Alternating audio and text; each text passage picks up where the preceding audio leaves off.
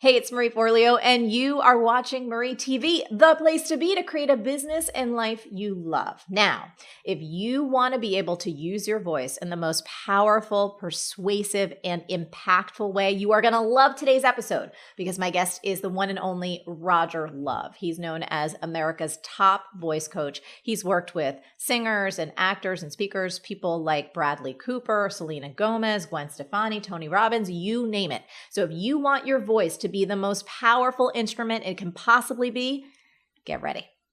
Okay, so Roger Love, it is so great to have you on the show. Thank you so much for making time for us today. You are amazing. Thank you so much. It is my honor. I am a huge fan of yours, have been for many, many years. Well, let's dive in. So as a voice coach, you've said, I help people achieve sounds to achieve their desired goals.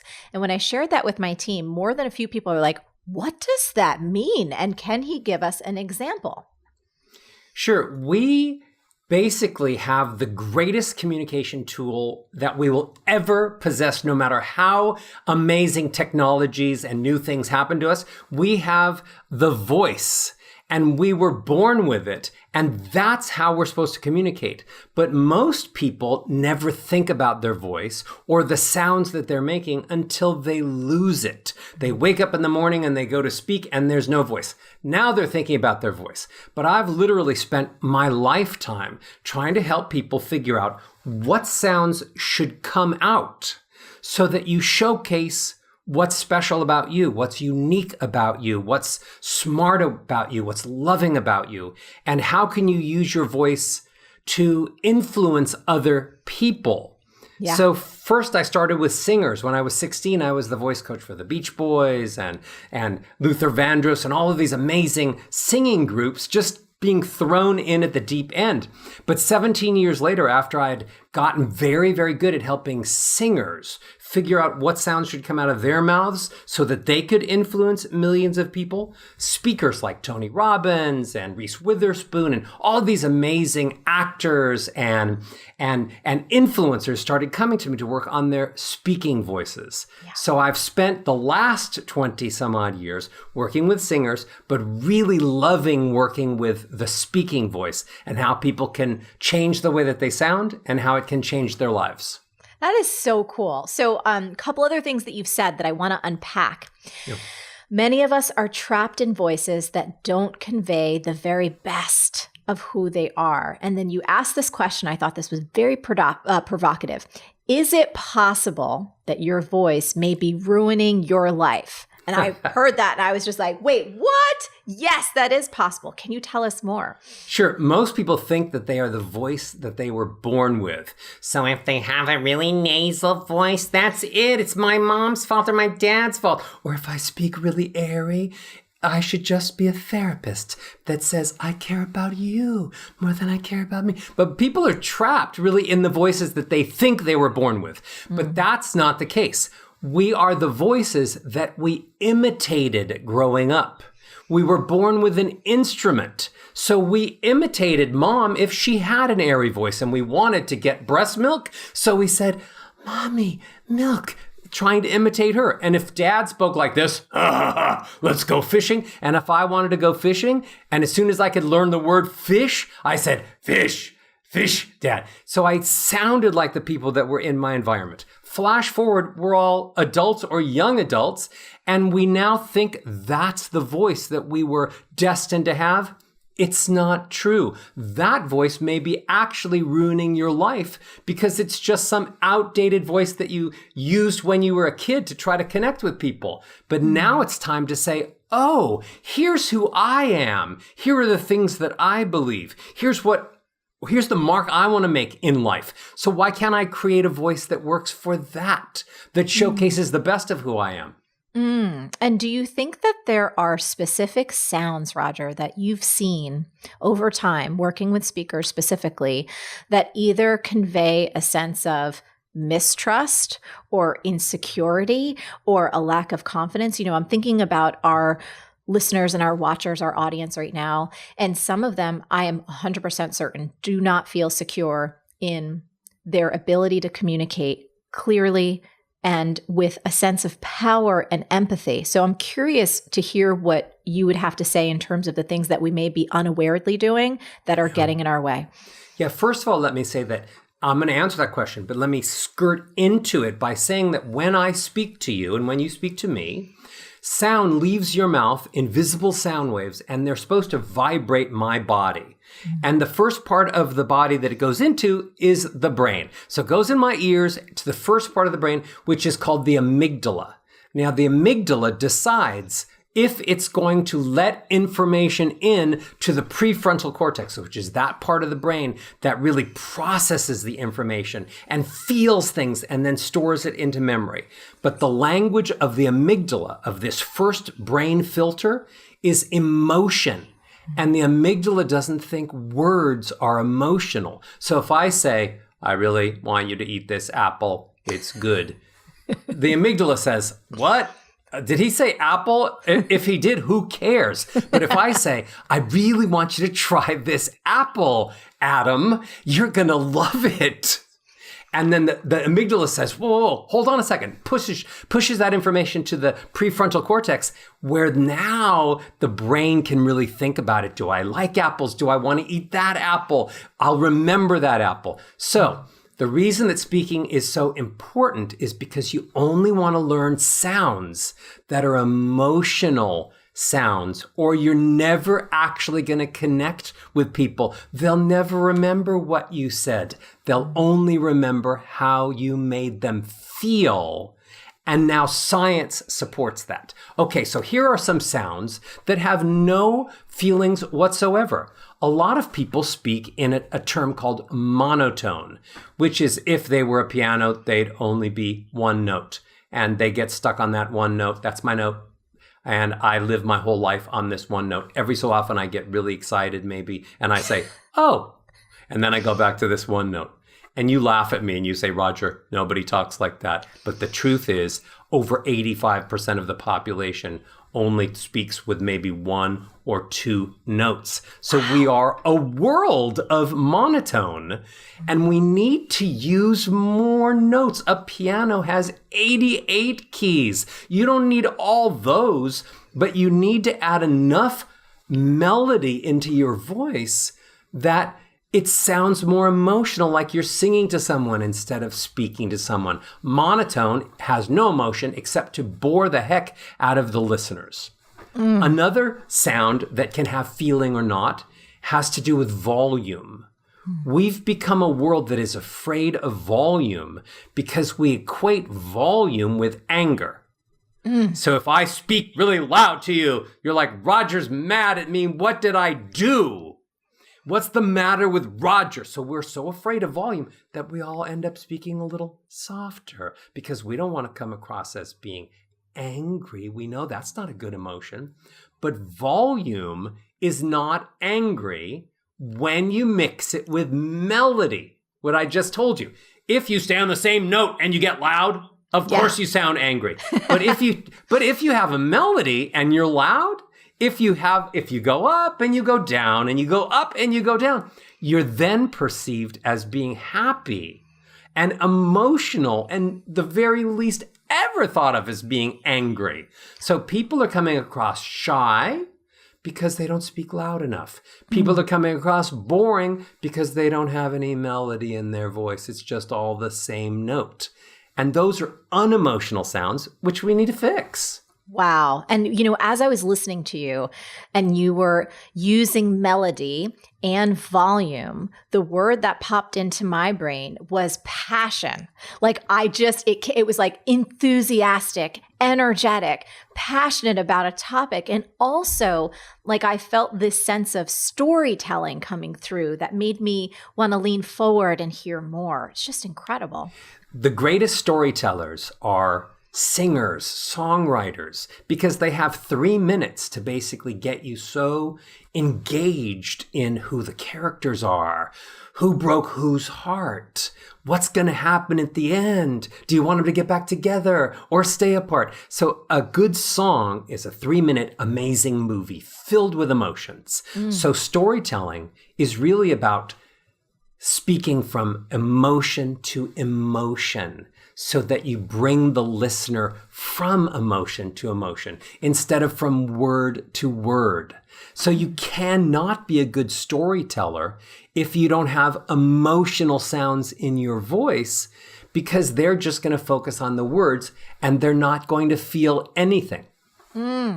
So, okay, monotone. I heard you say that's probably roughly 80% of the population, right? Yeah. Can get into that kind of very narrow range. Yeah. And then volume, not speaking loudly enough or having any melody. For anyone who is a potential speaker or they have to do presentations, are there any other kind of things that we should watch out for that we wouldn't even recognize because we're so used to speaking the way that we speak because we've never had any training? Yes, we were taught when we were kids, at least in America, to go down in melody when we got to commas and periods. So we said, watch Spot run. That's Spot's ball.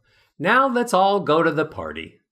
Here when I get to a comma, or when I get to a period, I'm gonna go down. The only time the teacher told me it was okay to go up was when I had a question.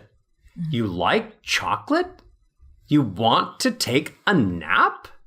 So the teacher told me that I could only go up for questions.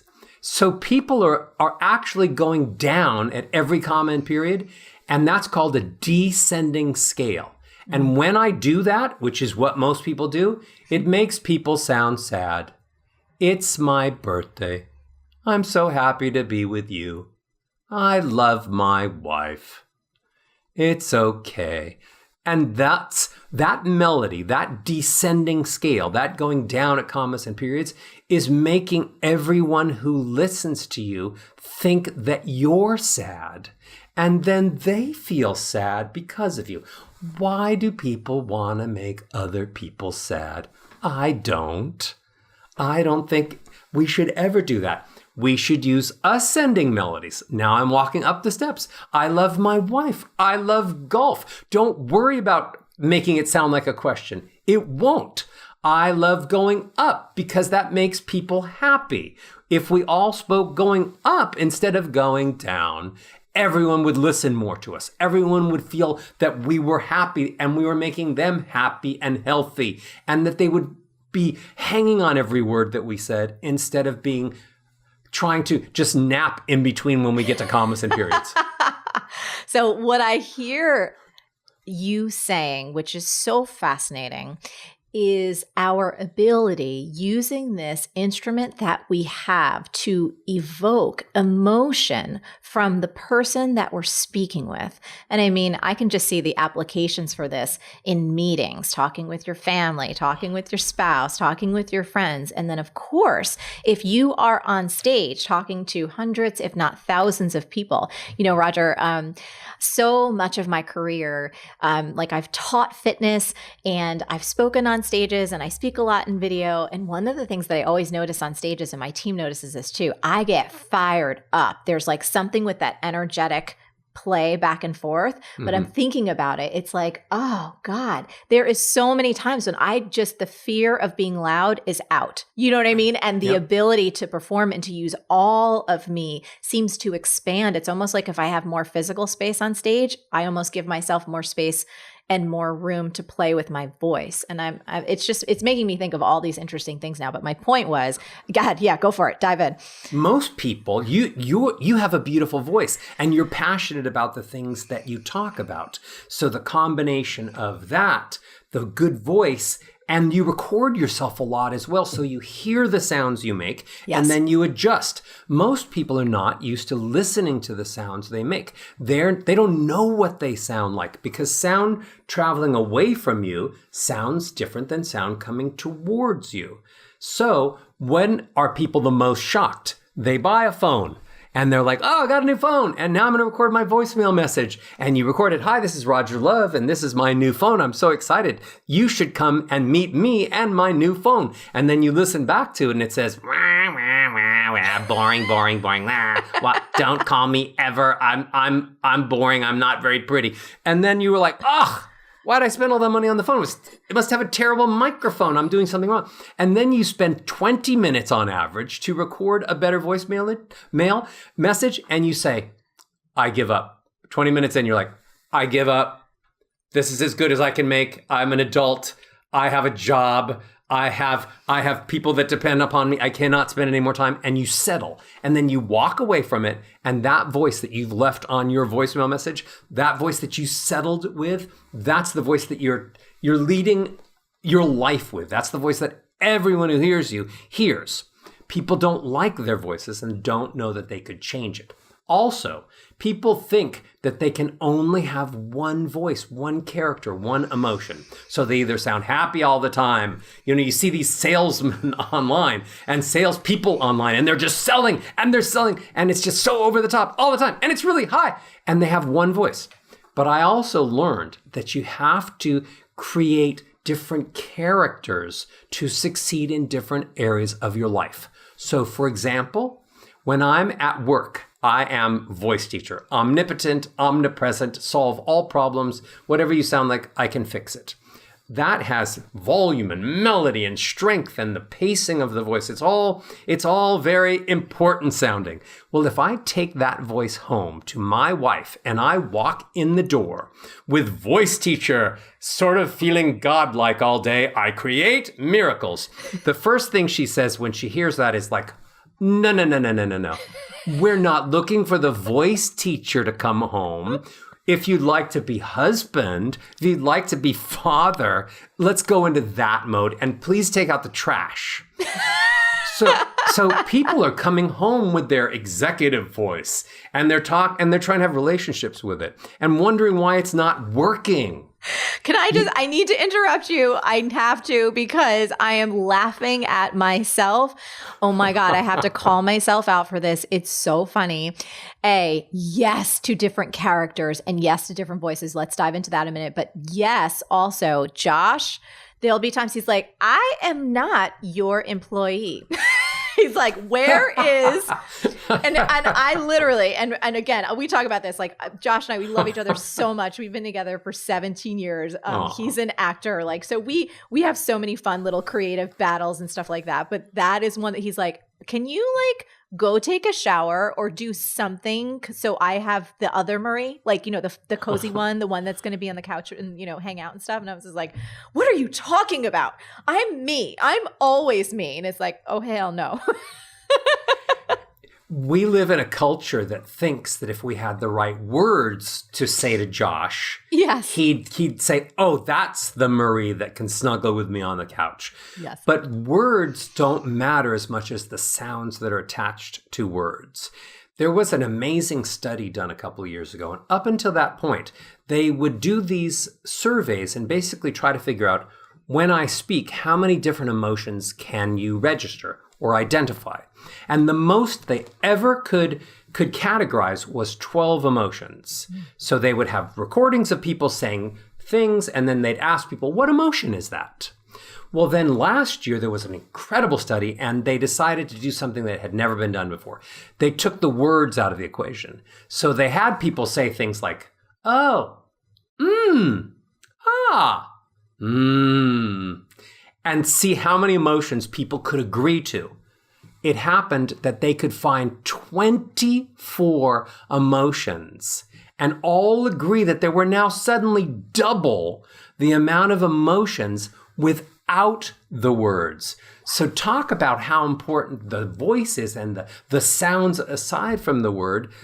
They will make you sound twice as emotional, twice as connective, twice as authentic, twice as believable, twice as loving, twice as being able to be a good snuggler. I love this. And, it comes back to kind of an age-old piece of wisdom that many of us have heard before, but I can always use the reminder. It's not just what you say, it's how you say it.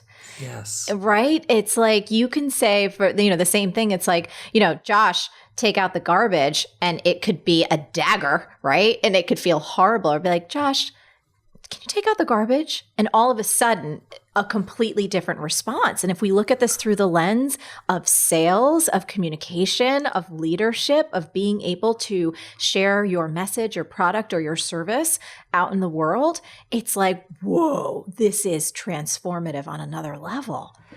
I became famous because I was teaching a lot of singers.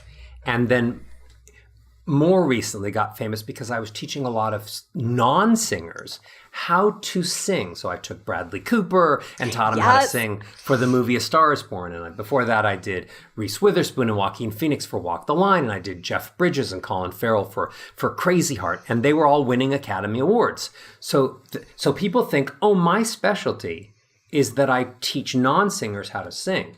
My specialty is I've realized that there's no difference between singing and speaking. And if you marry the two together, you truly have an incredible voice that showcases everything that is amazing about you and can totally change every aspect of your life, personally and business-wise. Yes. Okay. So let's dive into that bit a little bit because I had this a little bit later on, but let's go in here now. So you've also worked with folks like Gwen Stefani and Selena Gomez and John Mayer and Eminem. So on the singing side, all of those folks are incredible and we're fans of them.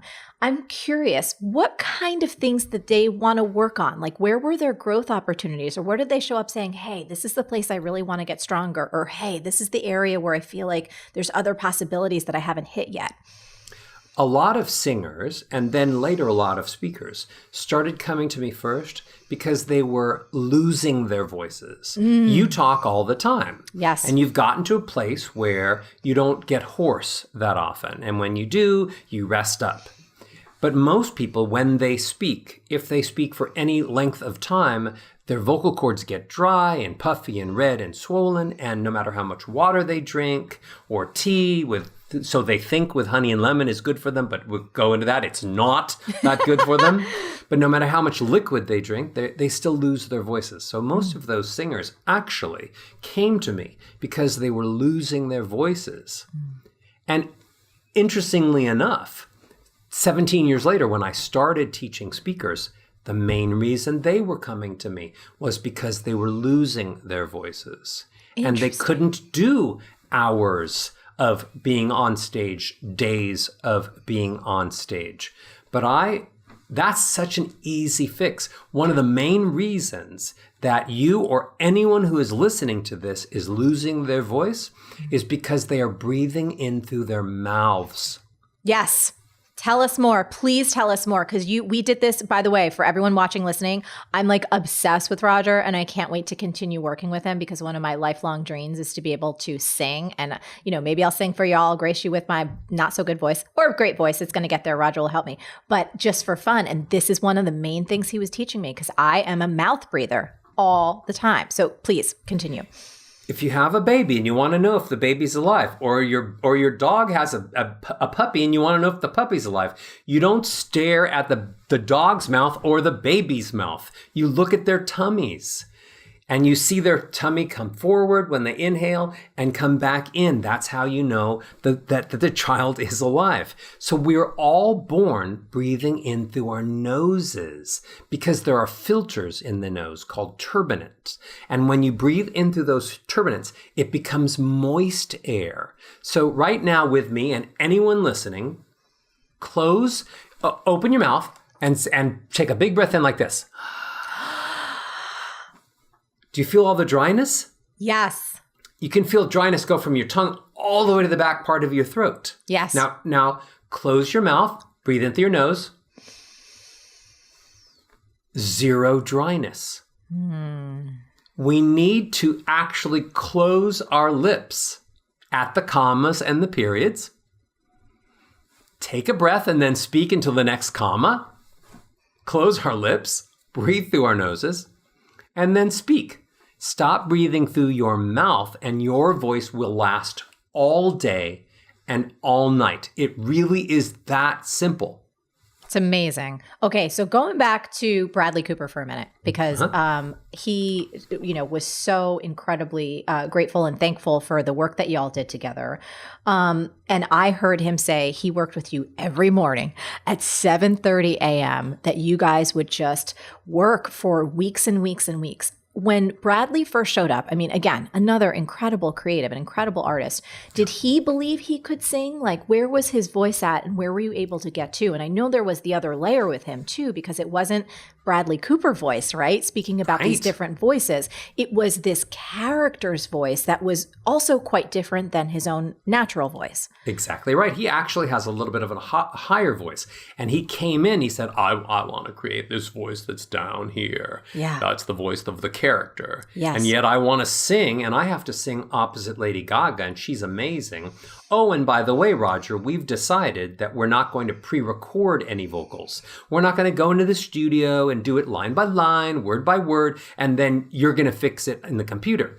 We're going to sing live on stage when we're doing it with the band, and those are the vocals. Because if Gaga can do it, I want to do it. Woo! But here was the challenge. Bradley loves music, always. Most people don't know this, but when he was little, he wanted to grow up, not to be an actor. He wanted to be a conductor. So his parents bought him a baton, and he would spend hours and hours and hours in his room pretending he was leading the orchestra with his baton. So he never spent much time singing, though. So he came to me with a love of music, but not being a singer. But the love of music, even just listening to music, had him filled with sounds in his brain. So all I had to do was, I think of myself like a piano builder. People come to me like singers or pianos that only have a certain number of keys, and then I build the rest of the piano. I build the rest of the voice so that they have all the lows, they have all the highs, and everything in between. So he didn't have any technique, so I taught him how to train his voice like an instrument.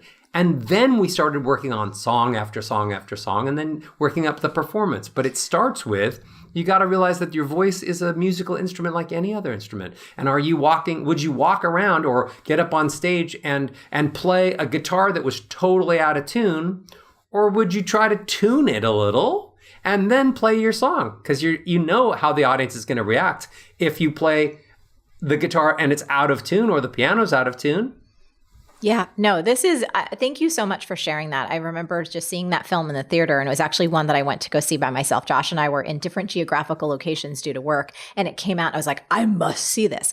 And I just remember, Lady Gaga, I mean, I've adored her forever, seen her in concert. She is just spectacular. Yeah. But I had no idea that Bradley could sing, and just them together and being so moved. And for me, I had shared this during our last lesson.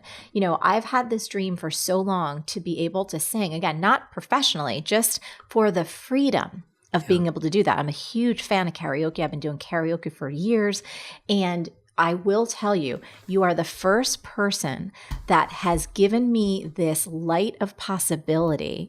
I believe everything is figure outable, right? And just for years, I'm like, God, can I figure out how to acquire and do this skill that seems like so much fun? I'm a dancer, I'm a mover, like I want to be able to do this. And your ability to teach clearly and concretely and with so much wonderful encouragement that doesn't feel like it's just sugar, like it feels so rooted, that I just want to thank you for that, because I'm having so much fun doing like my exercises. And like sometimes Josh will be like, oh, can you close the door? He's like, it sounds amazing, but can you, because he's on a meeting or something, I'm, singing all the scales. But it's really, really exciting. So for anyone listening right now who may be like me, who has this dream of going like, oh my goodness, I would love to sing, but I don't think I was if you're not Beyonce, if you didn't pop out understanding or knowing how to use your voice in that way, can you just give us the answer? Can anyone learn how to sing?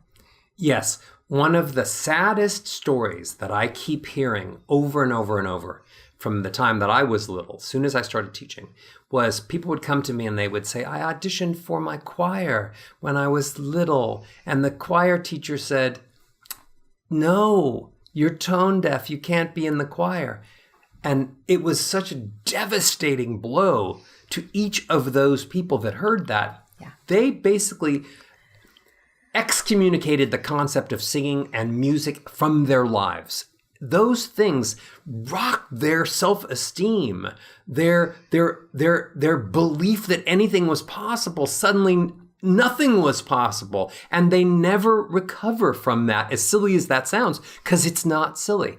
And the truth is that choir teacher wasn't a technique teacher. That choir teacher was just teaching people songs and getting them all to stay on their parts, but didn't have the time to teach technique and wasn't a technique teacher.